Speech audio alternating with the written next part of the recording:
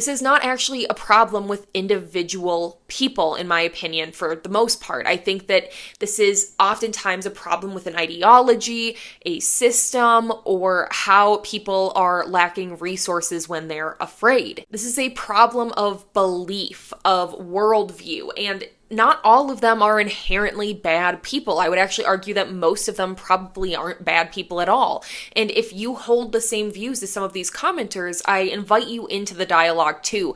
And I ask you to just have an open mind and participate in the conversation if you want to. I'll do my best to hold up my end of the bargain as well. So let's kind of just dive right into it. We're going to be starting really strong with attacks on my story, my lived experience with faith, and my personal relationship with Jesus Christ. This first comment says, Christianity is a relationship between God and Jesus and the Holy Spirit and you.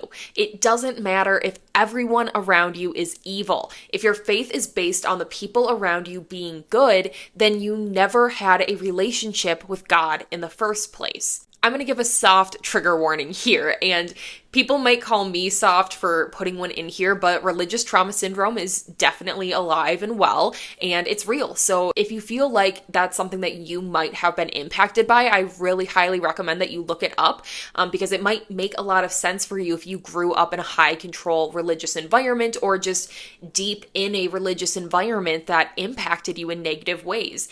And while I might seem unbothered by some of these comments or not that upset, it's really just because I've received these types of comments so many times before, and in person, not just on YouTube.